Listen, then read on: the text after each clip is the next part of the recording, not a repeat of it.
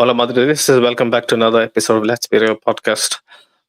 It hasn't been even 12 hours. Has it been 12 hours No. since that debacle? Barely been um, 8 or 9 hours, but we are back here again because we gotta keep things ticking. We can't really dwell on a loss like that. I didn't take it well. So many of our listeners didn't take it well. I know that for a fact. Even Ashik was truly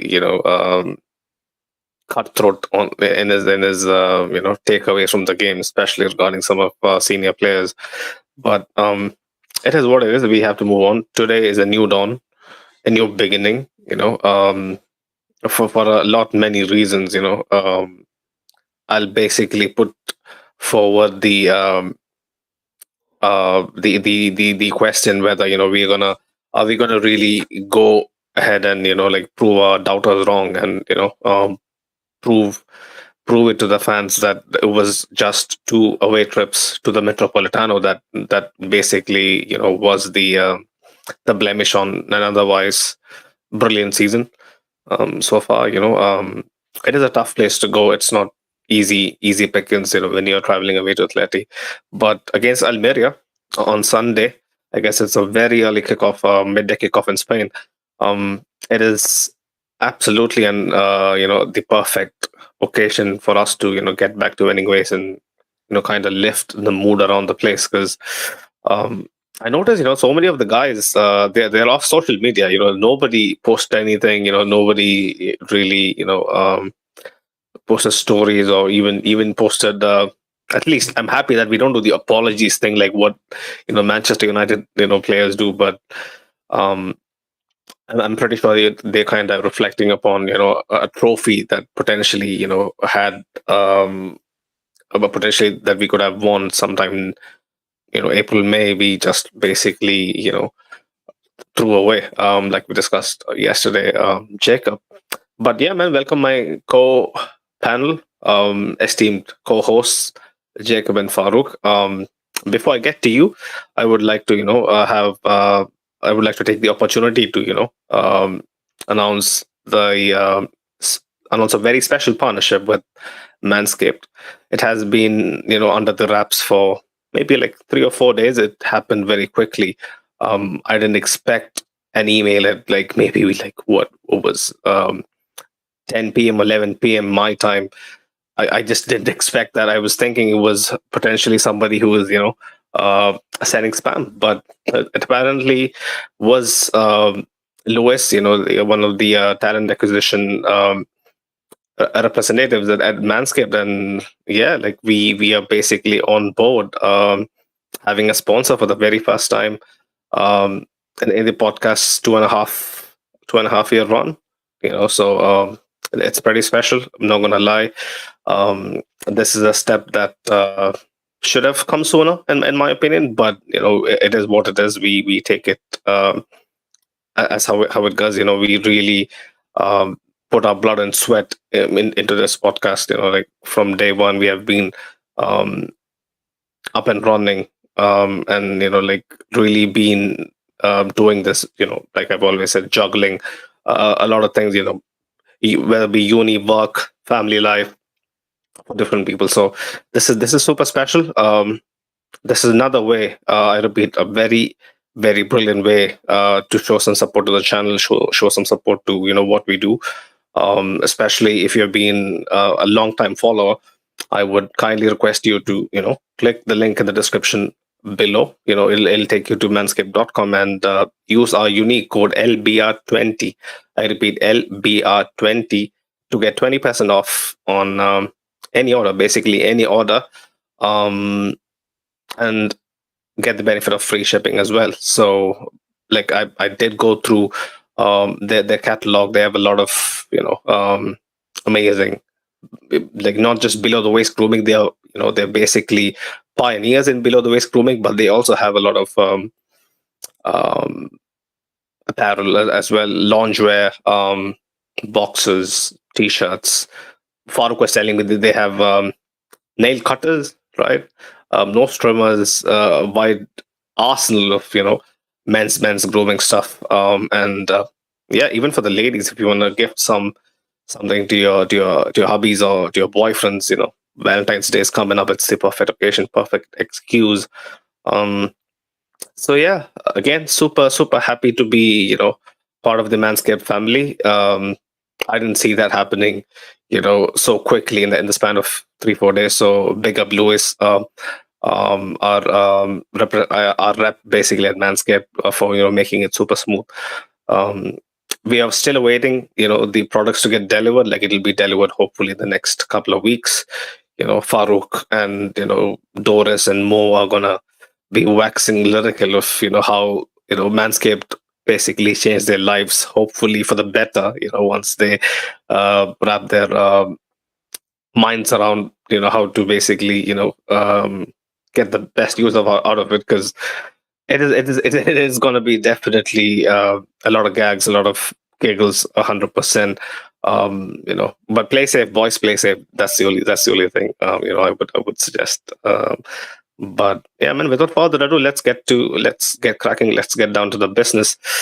I'll come to you, Farooq, especially because you weren't here, last night. How was the general feeling, and did you expect us to be knocked out in the fashion that we did? Actually, I would have, getting away, like getting knocked out from Atletico, it's fine, it's not a big deal, but it's the way we got knocked out, You considered 4 goals, three of which basically, were like gifts, like things that should not have happened. And then, on the other end of the pitch, you also had the whole issue with Vinicius Junior. So honestly, it was just a very, very bad loss all in all. Like, you can lose by, the other team was better than you, but I actually didn't feel that yesterday. That's the sad part, when we played Atletico, at the Metropolitano at the beginning of the season, like, you can put your hand to your chest and be like, okay, yeah, we lost to the better team, But yesterday we lost, and actually I was listening, to what Jacob was saying. That's the thing, like, this is something that we thought we were past, that the back pass, the goalkeeper, these are things that we did not, we no longer come to expect, or maybe we take for granted. So I feel like for me that was a down, the letdown, like, why are we losing, in such a schoolboyish fashion? It was, honestly, it was a shame, honestly. 100%. Jacob, I needn't ask you much about yesterday's game, but waking up today, did it feel better? Did it sink a bit better to take some time off to reflect on what unfolded last night? Man, I was pretty okay with it. I was kind of accepting of the fact it was almost like a therapy session, right? Just talking to you. Uh, and I thought I was done with my sadness, but then I opened Twitter and I opened Instagram and I saw all the trolls, all the Atleti fans and the Barca fans.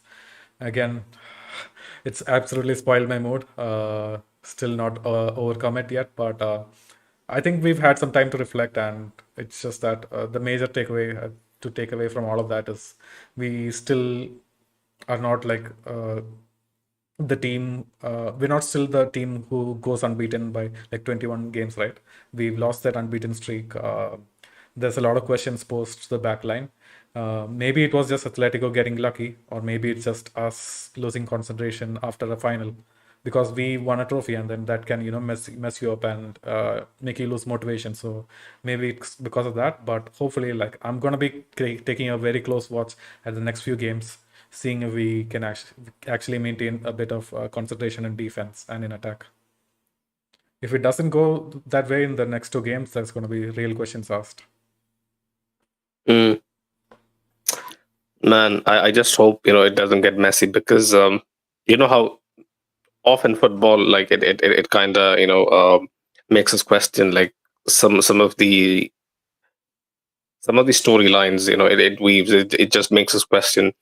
We have seen that before, right? Like, we have seen certain situations unfold in the fashion it does before, 100%, because history more often than not repeats itself, whether it be life or whether it be in the case of football, and especially if we go down to really not kick on from here and lose a bit of momentum, people are going to be quick to spring on the the bandwagon of, oh, was Carlo renewed a bit too early?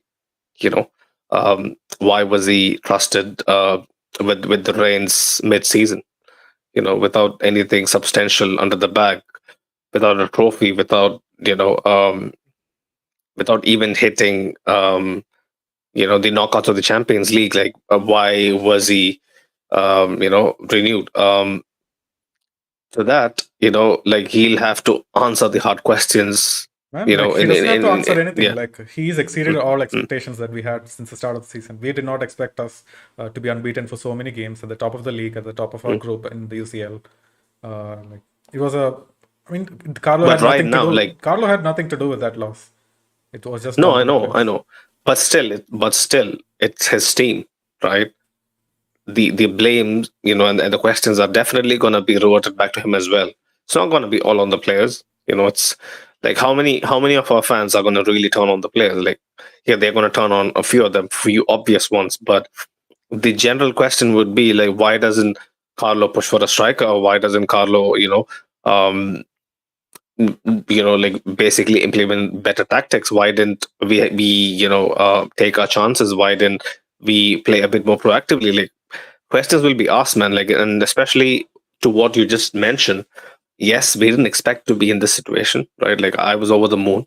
Farooq maybe not so much, but I was completely blown away by the start we had. But like, going back to what I was mentioning earlier, like, if we slip up and lose a few big games, the questions will definitely be asked, especially regarding his renewal.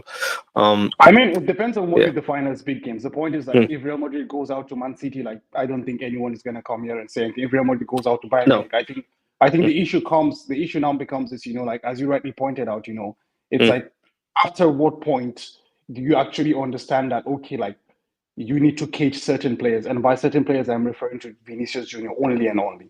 You understand? Because this is the thing, like you talk about, as rightly you guys pointed out, like I might say whatever I my reservations about Carlo Ancelotti, but I will never pin yesterday's game on him or lack Mm. of tactics or lack of planning. No, definitely. Mm. Those were three goals that I honestly don't know how they were considered, but anyways, they were considered somehow.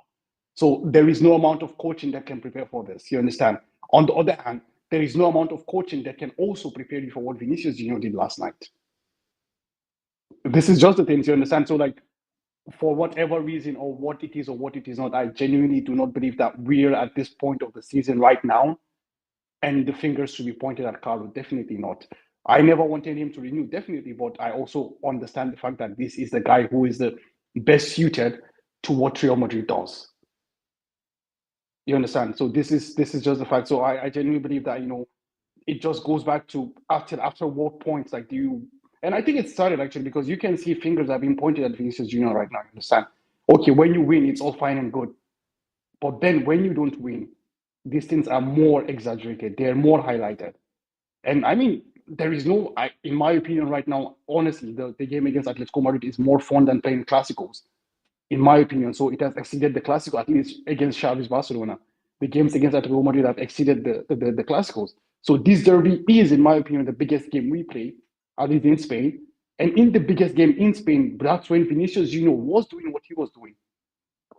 I mean, everyone knows what Diego Simeone is, but come on, like, I mean, there's a limit to everything, bro.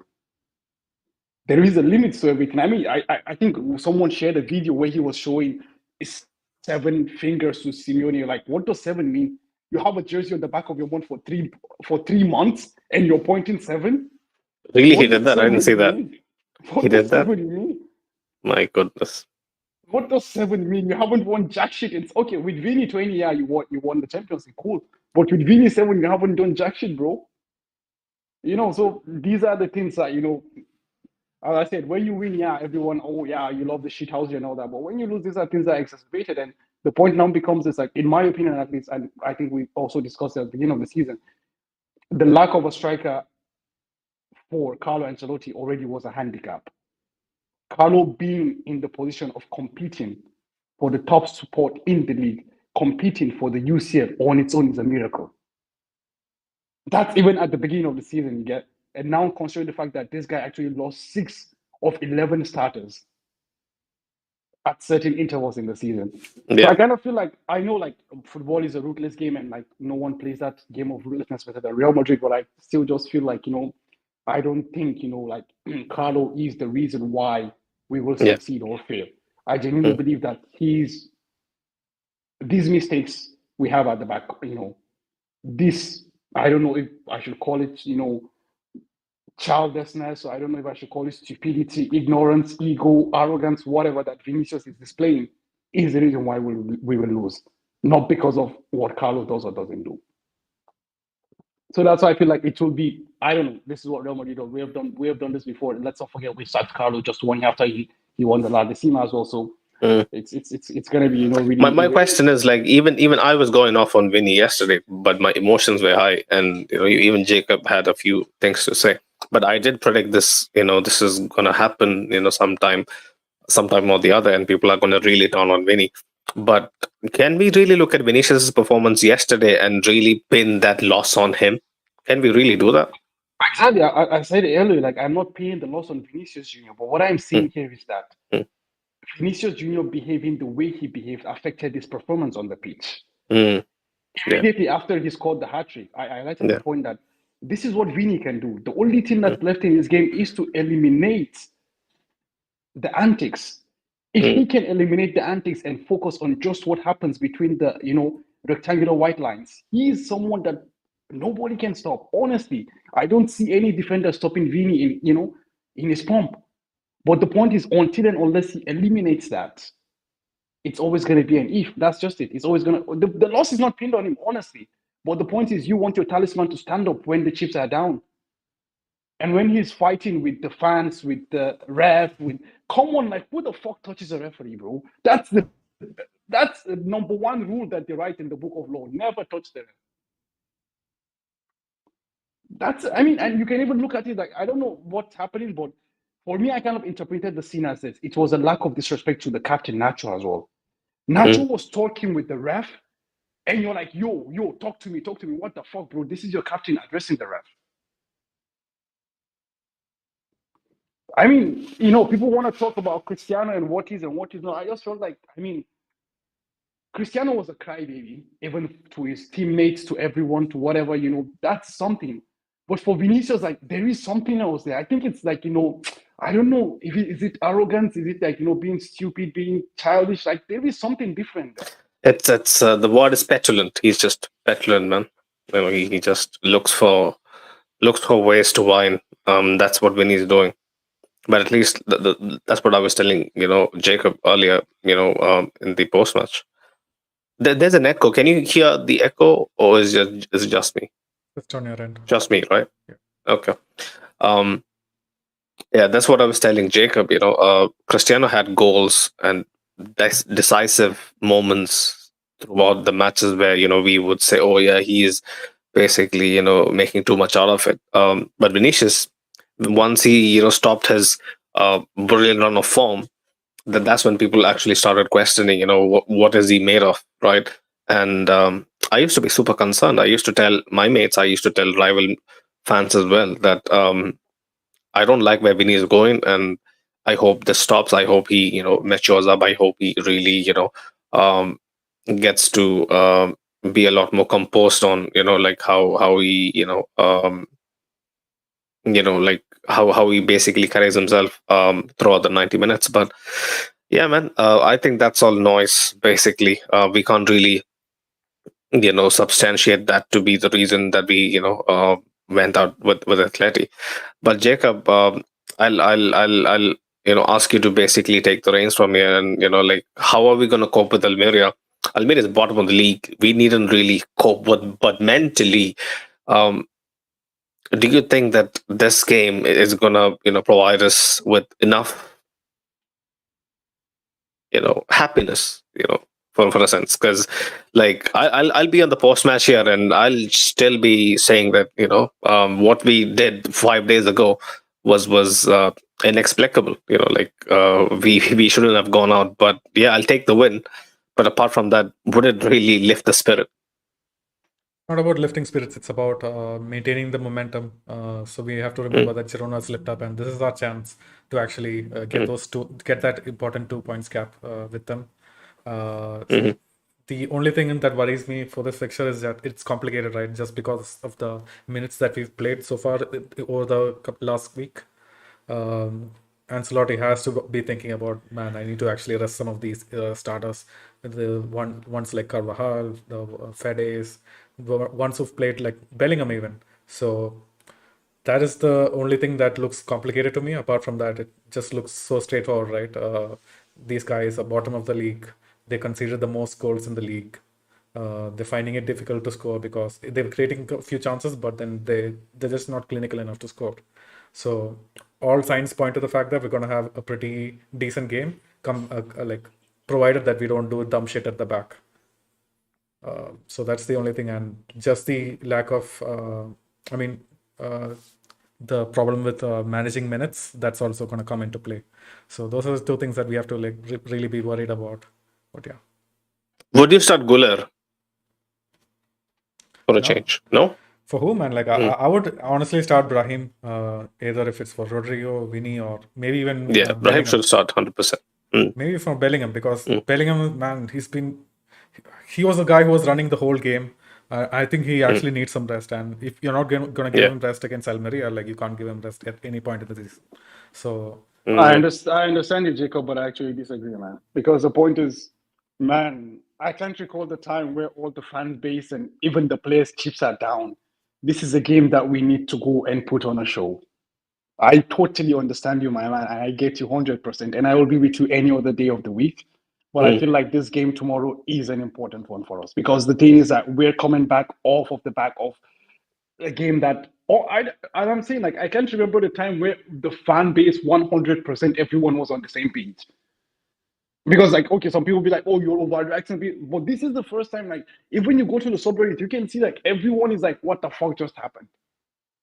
So even the players like that, as you know, so Sured was saying earlier, even they're also like radio silent social media interaction. So this is the thing, we need that reaction. And we don't need the reaction of a scrappy. Of course, it's Almeria, even if with all due respect, you put the Cantera kids, eventually you're gonna find a way to, scrap through them, you understand? We don't need that scrappy 1-0, 2-1 victory. We need to put on the show. And I feel like Jude, honestly, I felt was the biggest loser yesterday, man.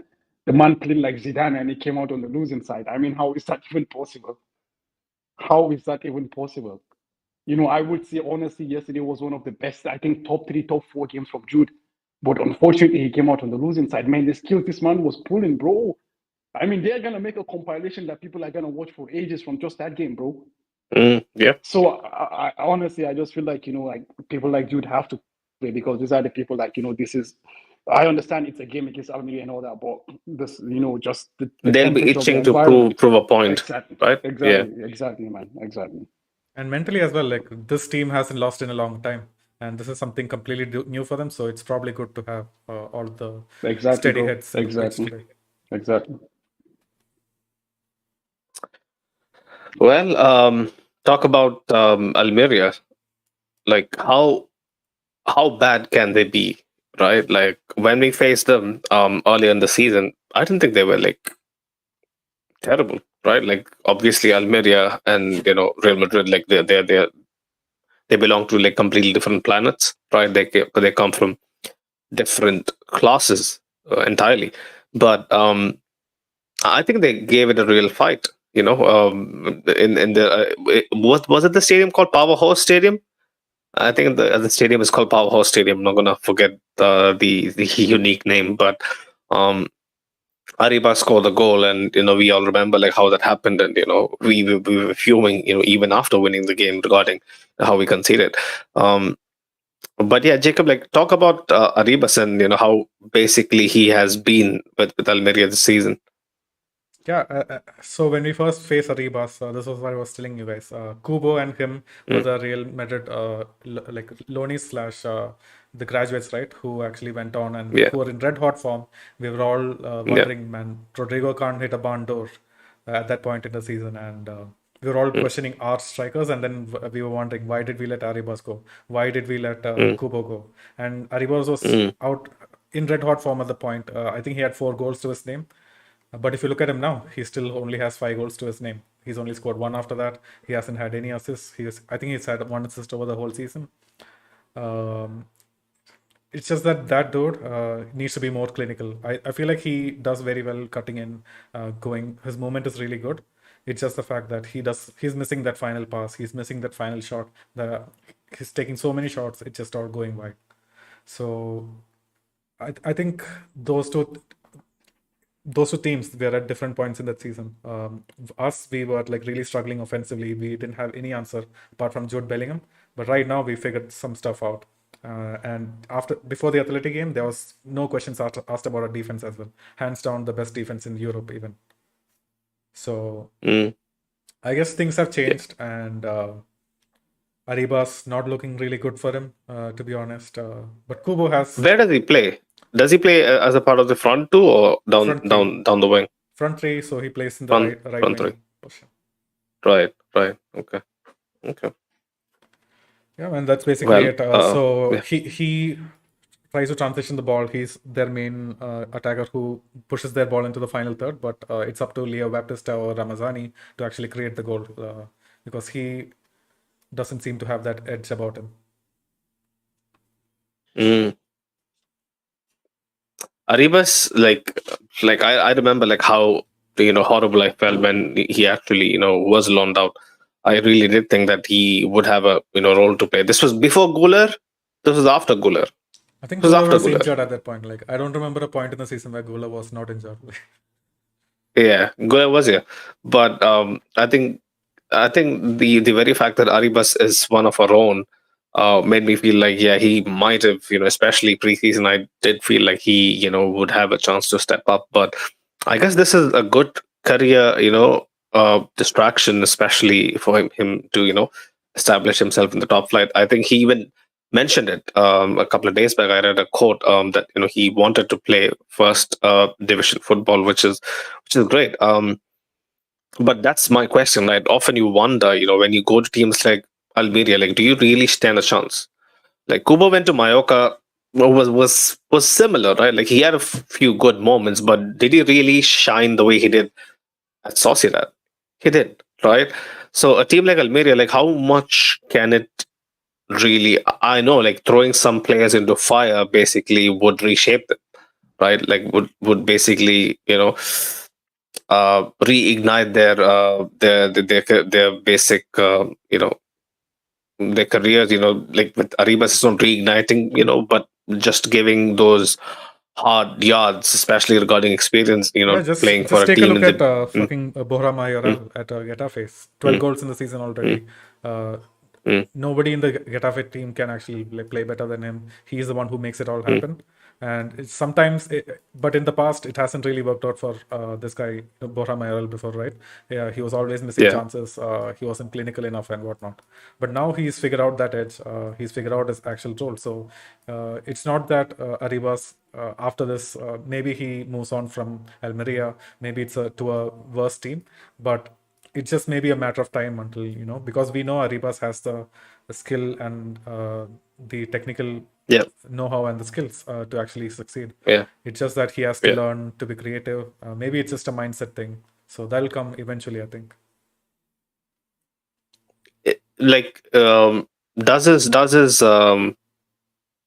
Does his physique come into play as well? Like when I've seen in La Liga, especially, like I know like guys like Brahim, they don't have an issue really being, but when I see Arribas, like even with his small stature, like I always liken him to Brahim, where basically they can bulldozer through, people twice their size.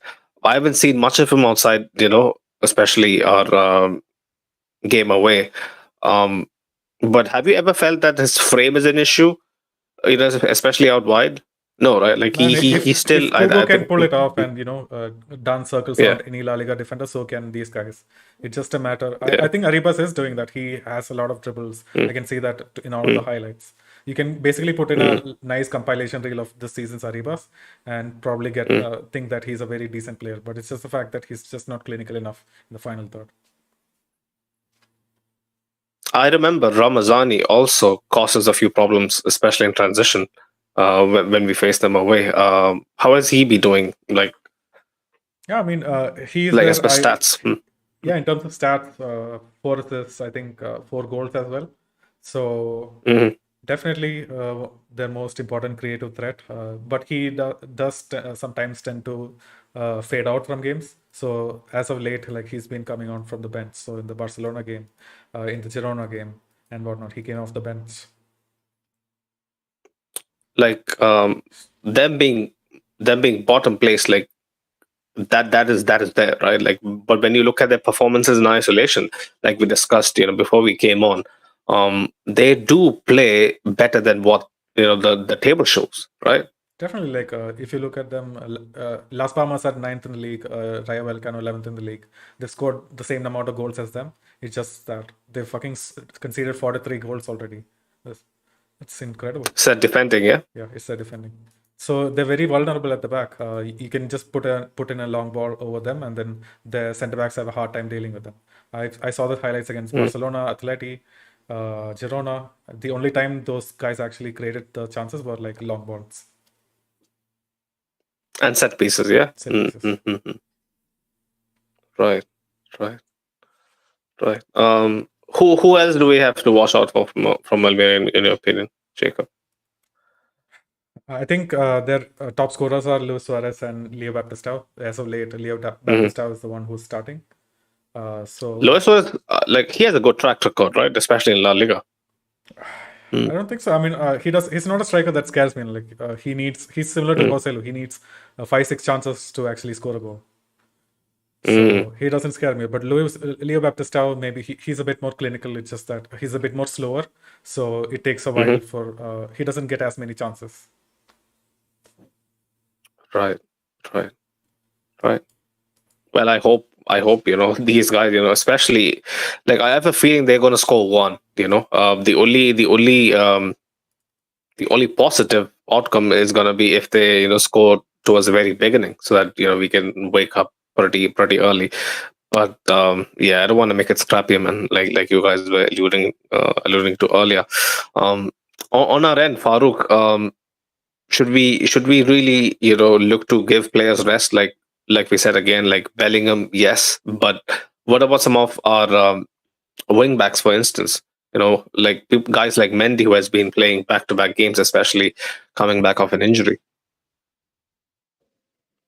Yeah, I mean, that's the thing. I don't know what happened to Mendy yesterday night as well. He was off. I don't know, was it a tactical thing or was it, I think it was tactical. I didn't agree with it when it happened.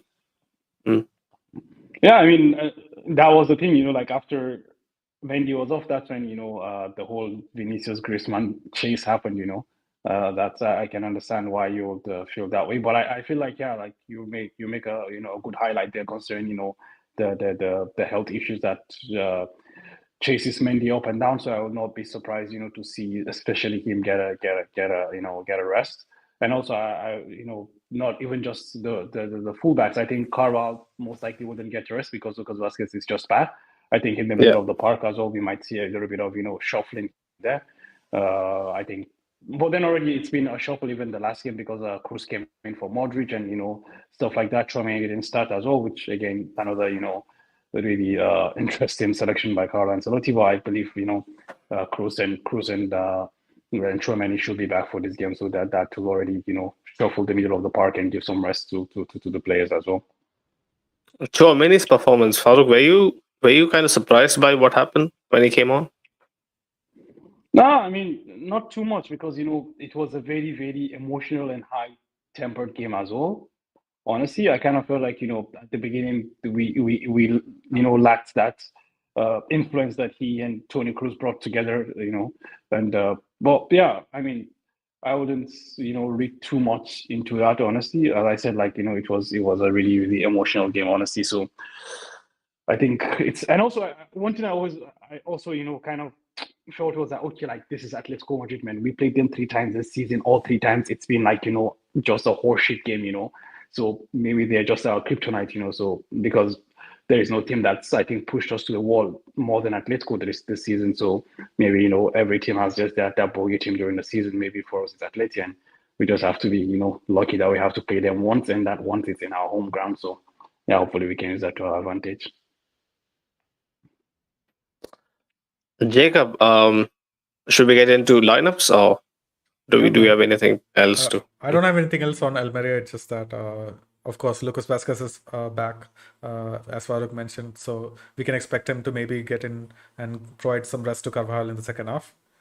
Apart from that, the other there's not too much, right? I was kind of worried about Kamavinga yesterday after the match because he was hobbling around a bit after a nasty challenge from Atleti. But I think he also was in training, so nothing to him. The other major news is that Benzema is back in Al Ittihad. He's back training, so no more striker for us. I don't know who started the rumors. Was it from a reputed source that it was reported that we were looking into getting him on loan? I never saw that. Like, did you see it circulating on Twitter? Yeah, I saw it for various clubs. It was either Real Madrid or Man United. I heard some Premier League rumors. That was before a couple of days. I also heard the Chelsea team, but I never put any value to that honestly because there's a difference between where Benzema plays and where Jordan Henderson played as also all this the whole Saudi League is crumbling thing. I think it's just overblown, and yeah, obviously we just have to wait and see. But I don't think Benzema is living anywhere, man. Yeah. Apart from that, like Henderson. Okay, yeah, go ahead, man. Go ahead. You're talking No, about no, Henderson. like, I want to hear about Henderson. Come on, let's go. No, Henderson really played for my hometown club, basically the place I grew up in, Daman. He played for Ettifaq, so I can understand. Like it's not the wealthiest city. It's not the top four clubs in. They've won the league just once, I think, in their entire history. Which was kind of an underdog story, like the Leicester winning the Premier League kind of thing. So I can understand why Henderson, like what Farooq said, why Henderson feels a bit. It's not as shiny as places like Etihad, for sure. But I mean, the point is, you do your homework. You just don't uproot your family and go somewhere. Like, I mean, come on, even us, man, we get days. Like, I mean, I moved from Nigeria to Europe. Even then, like, I had to redo my research. Man, like, it's like coming from a fucking shithole, bro. Even then, I'm doing my research, bro. Like, you just don't move like that way, and it's really weird. Like, I mean, yeah, okay, he's going from playing in the front of 60,000 to playing in front of less than 1,000 people. Like, obviously, that also takes the toll. But I mean, come on, you should do your research, man. Honestly, and I'm even hearing that the funny thing is that he deferred his wages. And now he has forgone that wages so he can break the contract. I mean, what the fuck just happened? So literally, he went, played for free, and came back. Yeah, it's funny. It's funny. Wasn't he one of those players who were like shilling the Saudi league as well? Like he was probably saying like they're now getting so many. So that was a way back. Better. Yeah, it was a way back. But when money talks, it's different. It's different. But yeah, Doris was in the comments. She was mentioning, big up Doris. When he just scored a hat trick in the final and won us a trophy, he had a shed game. His temper is nothing new to us. Just proved what we have been saying this whole time. Dude needs to chill. Yeah. Definitely, that's the thing. Like, I mean, we're gonna go into another game, even just very soon, most likely when we play Leipzig in February, March as well. Vinny's gonna put up a world-class performance, and we're gonna keep praising him. But the point is, this kind of attitudes, cost you at vital moments. As we said, we didn't lose the game because of Vinny, but also Vinny didn't influence the game the way he could have because of that. So it's a back and forth, honestly, and someone needs. I mean, come on, like just 3 days ago, man, everyone was booing every single touch Toni Kroos had on the pitch. Did he react to that? I mean, okay, you might say Kroos is older and calm, but come on, like that's an example, real life in front of you, man. He was in the stadium around 40, 50,000 people. Every single one was booing him, man. But the man played like nothing was happening. He doesn't even need to look that far because Toni Kroos comes from a different background, a different setup. He is just wide different, right? But just look at Rodrigo. That's what I was telling Jacob yesterday. Like people are just wide different. You can't expect two Brazilians to behave the same way, but still. Jacob, let's get into lineups, man. Yeah, sure. Before we get to lineups, I was going to ask you this, right? So in yesterday's match, we saw Nachos go down, and we thought that was the end of our season, right? So in case, God forbid, something happens to one of our centre backs, do you think we're going to get another signing, or are we just going to play Tchouaméni at the back? It's got to be Tchouaméni at the back. Carlo was very upfront with it, right? Remember? A couple of weeks back, he was coming on press conferences, chest out, saying that nobody's going to be signed. It's going to be Chouameni playing at centre back, even if he doesn't like it. He's the Italian man's prisoner. Okay, now. One of those 80s porno movies, but it's funny, and we need to really, hope and pray that we don't, end up in that situation, because one more injury and the entire season is jeopardized, I believe. I thought the season was already jeopardized. Like Farooq said, this is a miracle that's happening right now. But yeah, one more centre back going down is gonna really, really, send alarm bells ringing. Absolutely. Yeah, man. Let's do lineups. So Carlo came out and said he's gonna start Kepa, right, at goal. He said that, yeah? Today. Yeah, he said it yesterday. Fuck.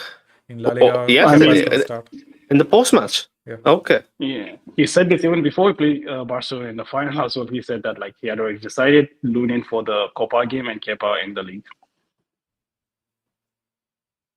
But then he flipped it around, right? No, it's the same. Lunin started yesterday, so Kepa starts on Sunday as well. I mean, in the Barca game, so it was after the Barca game, yeah? No, it was before the Barca game. He was before. So why did Kepa start against Barcelona, man? Lunin started. Oh against yeah, Barcelona, sorry, no? it was Atleti. Why did Kepa start against Atleti? That was the question, right? It's mad. Because earlier I was thinking Lunin for League and the Champions League, right? That's what the general understanding was. That's what he said, right? Then for the final, Lunin all of a sudden starts the Supercopa España final. So I don't get it. I think there's because after the game before the Barcelona final, he said Lunin starts the final, right. Lunin starts Copa, and Kepa comes back. Man, but there's no Copa anymore. What the hell? Champions League. No. I think Carlo was referring to he starts the derby, so it's not a case of competitions anymore. That's what I feel like. This is so fucked up, man.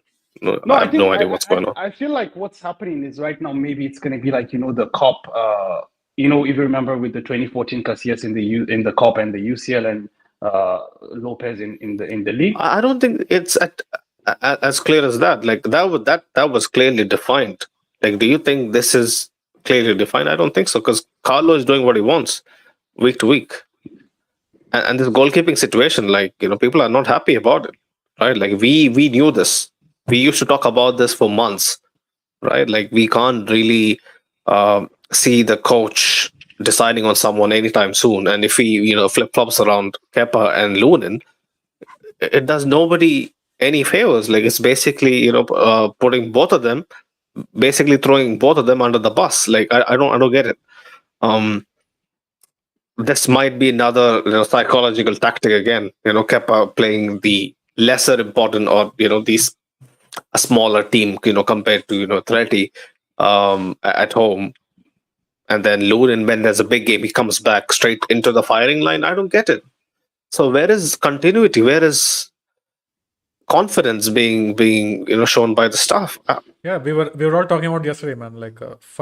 These guys don't talk amongst each other. Nacho doesn't ask Lunin to come in front. Lunin doesn't say, "Hey, I'm gonna get the ball." There's no communication, and if these guys don't play together, there's not going to be any communication. Not with Kepa and Rudiger, not with Lunin and Rudiger either. I don't get it. So what you guys are telling me is Kepa's 100% going to start. Yeah, that's what he said in the post match yesterday. Yeah. I read the post match quotes. I didn't see that. Are you sure, Jacob? Yeah, I saw it on Twitter.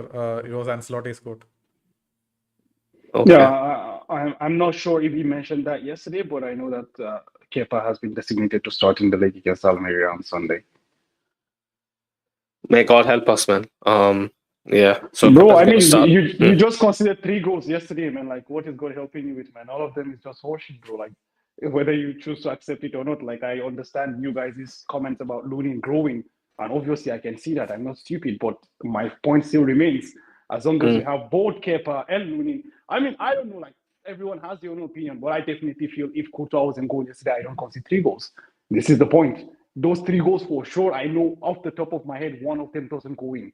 For sure, maybe even 2, So that's the thing, you guys might argue or disagree or whatever it is, but the point is, both Lunin and Kepa aren't goalkeepers that will save you matches, in my opinion. They are good average keepers for average teams in the league. But when shit, I mean, come on, like you guys have seen what's happening in the league. Like we have people like Couture who basically is just a one man, was a one man defense once upon a time. I mean, that's just thing. Like I just don't feel like both those guys are up to the standard. They just can't get shit done. Here and there, yeah, Real Madrid is always going to win eventually. Here and there, they will, do something like they're goalkeepers by trade. I mean, even I'm an engineer, I'm a shitty engineer, but one day, one way or another, I will get something right. That's the thing. So that's how life is, man. I don't know. I don't know. Maybe you're being a bit too harsh, especially with Lunin. But yeah, I get your point. I get your grievances. But Jacob, man, like let's talk about the lineup. So Kepa's going to start, right? That's fixed. The centre back pairing. We don't have options, man. It's going to be Nacho and Rudiger. Out wide, I kind of okay. Carvajal has to start. He doesn't really have a backup because, like everyone said, Vasquez is just back. Probably we will get to see him feature in the second half, and hopefully he takes Carvajal off a bit earlier. In defense, because man has been run to the ground. Yeah, at left back for the large part of the last 2 months. Definitely, at left back I would start Mendy just to have the solidity at the back. Because this is an important fixture. We need a bounce back and we need Mendy. Yeah. About the midfield, Farouk. Yeah, for the midfield, Tchouaméni, Kroos, Fede, and that's quite interesting. But actually, I'm thinking now maybe Tchouaméni, Kroos, Brahim, and Bellingham instead of Fede. I don't know, man. I have a feeling it's going to be Kroos and Modric for some reason. Okay. What makes you think that? Because it's Almeria and maybe Carlos looking to steady the ship, and what better midfield than to steady the ship there with Kroos and Modric. This is a nothing game, so there's no talk about steadying the ship. If it was a high profile game, then I would understand steadying the ship. But if the ship isn't steady yet, we are basically fucked, right? Like, if we don't see the positive side of the result against Almeria, telling you, man, people are gonna turn. I'm gonna turn, right? So I'm not gonna tolerate something against Almeria, especially at home. But yeah, I get you. Like Luka Modric and Toni Kroos, and then Jude and Brahim. Farouk, is that what you prefer? If Luka Modric and Toni Kroos are playing, then I think it's gonna be Fede, not Brahim and Jude. I think it's gonna be that box midfield, with Kroos and Fede at the bottom and in the pivot. Yeah, exactly. I think that's what it's gonna look like. Well, yeah, man. I mean, it's a home game. I can understand, playing against Almeria, bottom of the league, have no victory so far. So I can understand, Jacob's comment there. So a Kroos and Modric combo wouldn't be too bad as well. But yeah, man, let's see. Like, I just feel like Fede Valverde looks, I don't know, a shadow of himself, if that's the right word to use. Not a shadow of himself per se. Like he had he looked a bit tanked. I mean, he has been running for exactly. Yeah. He has been overplayed. This is the thing, like, it's Thursday, Friday, Saturday, Sunday. I mean, come on, he's most likely to recharge his batteries by then. So there's also that, but you never can tell. But yeah, as I said, like I feel like Sunday we just have to go for jugular from the beginning, man. Like there is no messing around, slow start for the first 10-15 minutes. Nah. This is a game that from the first blow of the whistle, we just have to kick the ball into the half, man. Total football, just pressing, trying to get something done as quickly as possible. And the fans would make them know, 100%. If we don't, yeah. I mean, honestly, if we go 0-0 at halftime, definitely the Bulls are coming out. The white handkerchiefs are being raised. Definitely. Definitely. Imagine that against Almeria. 0-0 at halftime against Almeria. Definitely, man. The roof is, that's the retractable roof is gonna come down, man. Jacob, the front two. I don't know, man. I think maybe Rodrigo and Brahim, but that would send a message, right? That would mean that Carlos sending a message to Vinny. So I don't think that's going to happen. That would be my ideal front two, but it's probably going to be either Vinny and Rodrigo or Vinny and Brahim. I mean, We have to. Ancelotti's middle name is not sending message. If there's anything, Ancelotti's middle name is receiving messages. Of course, he's going to start Vini. Even if Vini goes and slaps Diego Simeone, he's still going to start, man. Yeah. That's just me. I just don't see that happening because the point is whether we like this or not, like the club and the staff as a whole are sort of condoning what Vinicius is doing. That's just the thing, whether we like it or not. That's just it. Like, why is no one coming and calling them out? No one is calling Vinicius out. No one. Man, you can He's see doing Carlo his shit from the and- sidelines shouting at Vinny. Vinny just doesn't listen to him. Bro, I mean, I think there's a certain level of thinking whereby, you know, like, what can you really do to stop it? Because remember, like, we used to talk about this. Like, I spoke about it to Jacob last night as well. When Cruz came out, you know, last year, or, you know, around this time in the press conference, then he basically had to say, you know, he has to basically man up. He shouldn't get pulled into these kind of, you know, distractions, and, you know, stay focused, you know, like. So I was asking Jacob, like, have you ever seen Cruz come and basically, you know, ask Vinny to calm down? So I think that's basically the biggest indication that the dressing room knows what he's about, especially when he gets irritated or, you know, antagonized. And this is always the path where, you know, Vinicius is going to go down through. That's the thing though. Like, Sunil, if you whether we like to admit this or not, but like when you look at players like Luka Modric and Toni Kroos, they have never been those people. Because even let's not forget, like when the whole racism issue happened with Vinicius Jr., where was Kroos and where was Modric? They were there looking from afar. Who came to Kroos? It was Chouameni. It was what's it called? Lucas Vasquez. It was what's the name of the other guy? Rudiger. I forgot. Rudiger. It was Rudiger. Those were the guys who came to Vinicius Jr. and were trying to, you know, calm him down. Where are the so-called captains, the Kroos, the Modric, the Benzema? Where were they? This is something that has been lacking from our team since the departure of Ramos, Casillas, even to some extent Rafael Varane.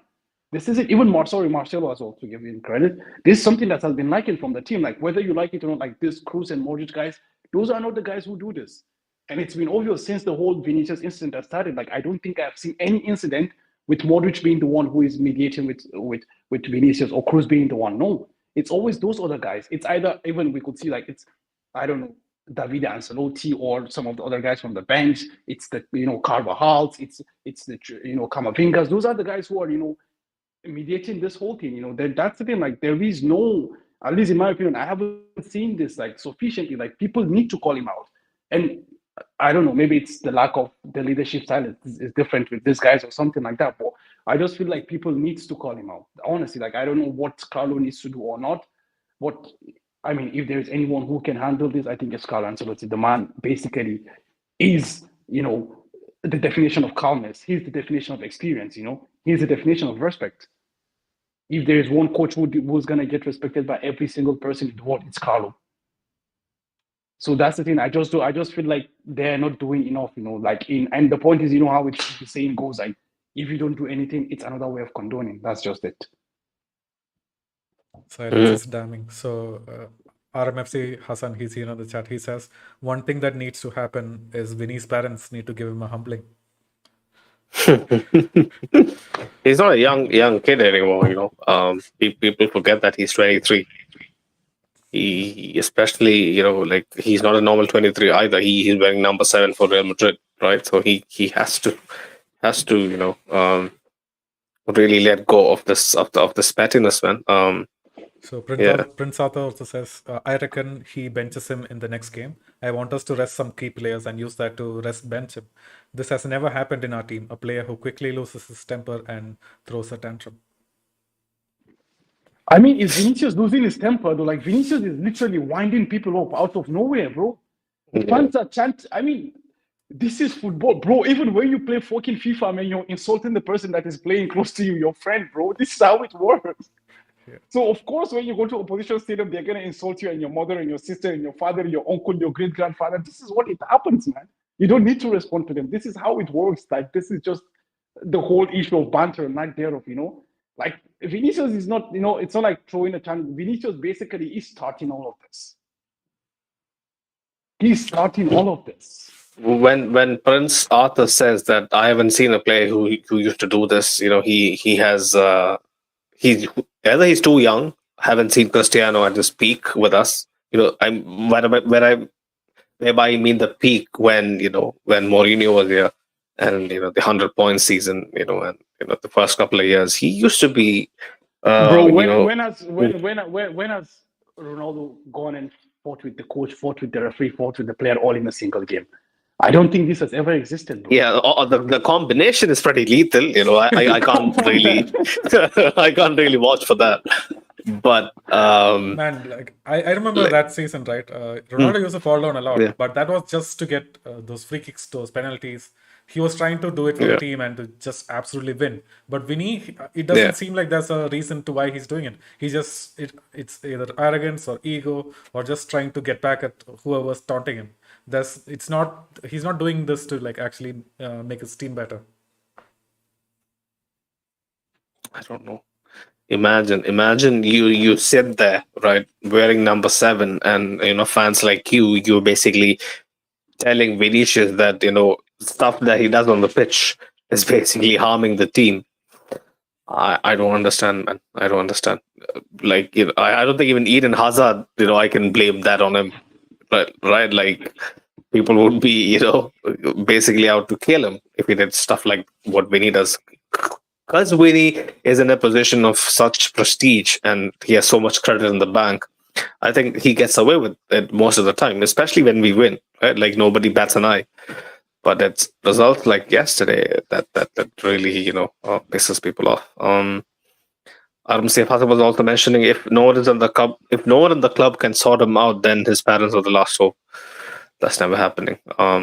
Hassan was also saying you act like a menace when you perform on the pitch. Vinny was stinking it out and trying to argue with Simeone De Paul. What was that? Backheeling the ball. Backheeling the ball to win a corner.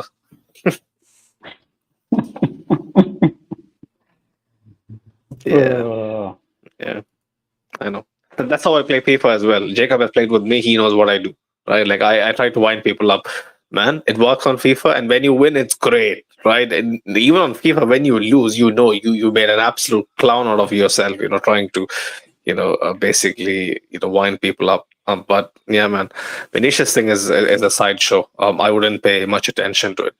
Because it's gonna continue whether people like it or not. It's gonna go down to even it won't happen in the Champions League. I don't think it won't.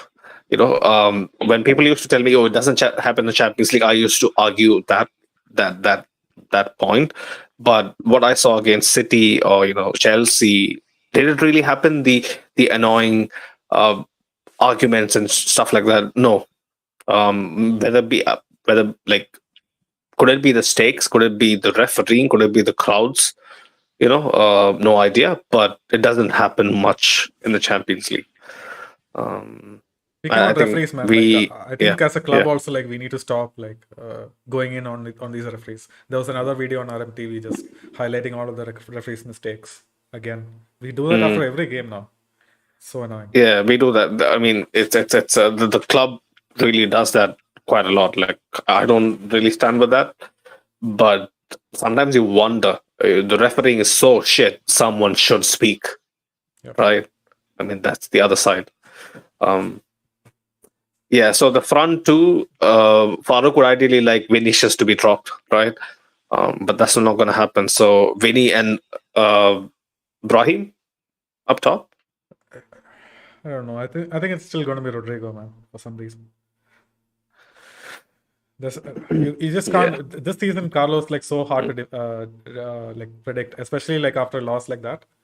We don't know what he's gonna do. So like us trying to choose a lineup, it's really hard this time. I would truly start Guler. What better time it is to start Guler, give him some confidence at home in front of the fans against basically the bottom side in La Liga, right? Like, he can play in the hole pretty well. Instead of Bellingham? Maybe give some rest to Bellingham. I would really want Guler to start. but Farooq has a point. Farooq has a point. But Guller has been basically been teased for so long. I think he should finally be given the chance. Hassan was mentioning Hossein and Brahim rest the other two. Um, they have played well together. They have very good synergy. Hossein Ibrahim, Jude, those guys. The other question, Farooq, you weren't here, yeah, since it's kind of has been dwelling on my mind. We have been discussing this, but this fresh chapter that unfolded yesterday adds a bit more perspective to the question, right? So since Vinicius came back, we have lacked a lot less fluidity than before. Is it true or not? Like, I did feel it that way, but Jacob was like, yeah, you could say to a certain extent, but not really. Where do you stand, I Farooq? think no, I don't think we have like, because I think for the Mm, even in the Atletico Madrid game for the first 15 mm, 20 minutes, like we were really good. Like I mean, offense, mm, okay, it's like we didn't score all of the goals and whatever, but we yeah, were really good. Like for the mm, first, because I felt like the goal from Lino came out of nowhere, because I felt yeah. like Against the it's run of play.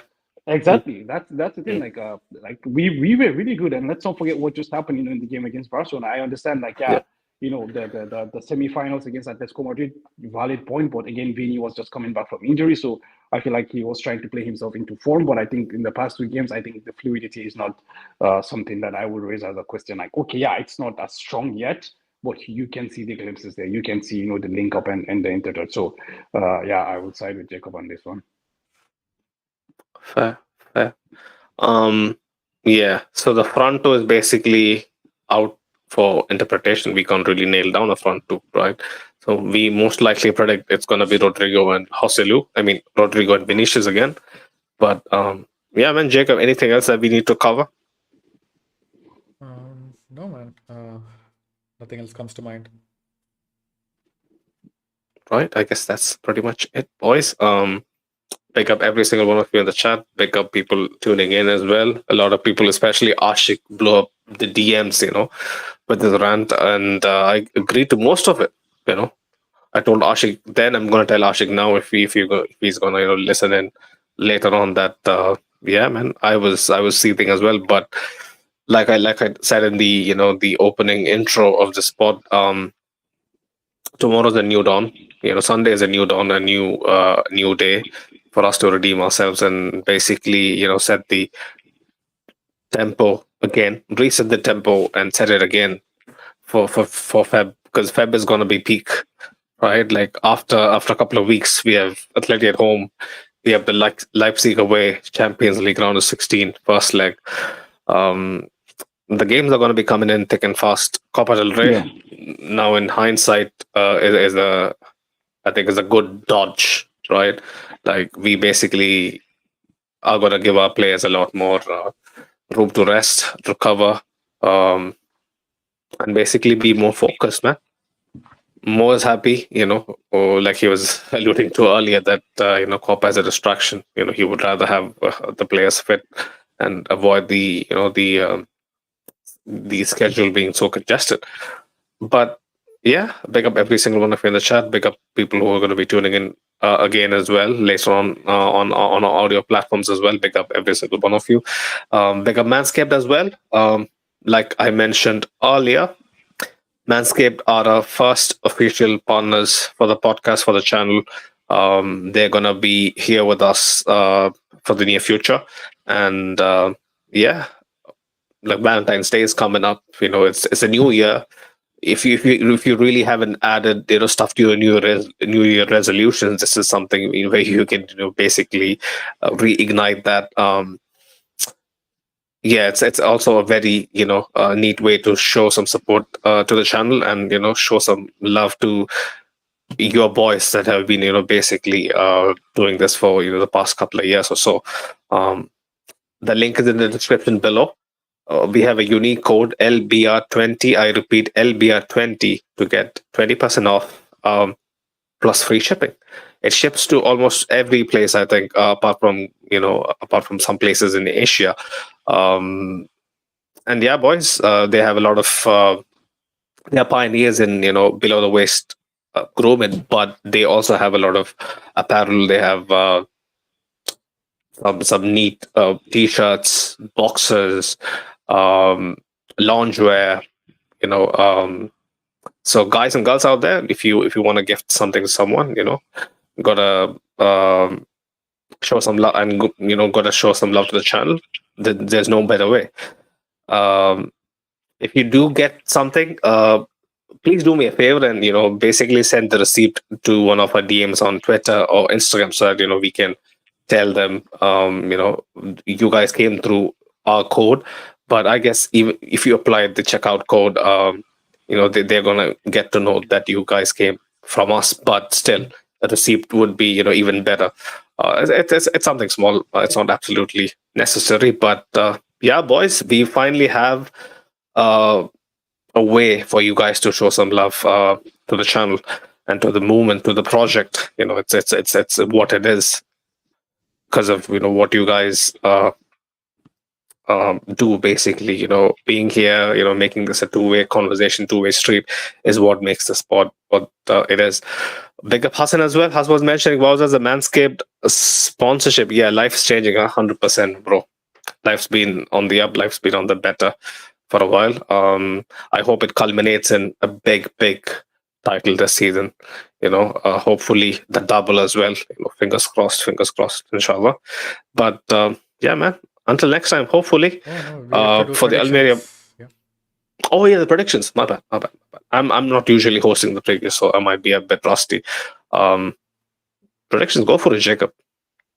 I'm gonna go for a bold 3-0 win, easy. First half 3 goals, and then second half we try a few goals, but then it's the subs, so we don't really score anything. Okay, 3-0. I go for a 4-1, man. I just think they get to score, but I go for a 4-1, man. I just think that it's not going to be pretty 2-0, but it's going to be two not so aesthetically pleasing goals. But we get the job done and we move on. That's the most important bit. But yeah, boys, predictions out of the way. Hopefully, we come back here Sunday night and have a much better outlook of the season. And completely put this in our rear view mirror. Hassan predicts a 4-0 big dog Selu masterclass. Selu, he basically addresses Hoselu as Selu. I don't get it, but it's kind of cute. I'm not gonna lie. But until next time, people. Ala Madrid. Ala Madrid.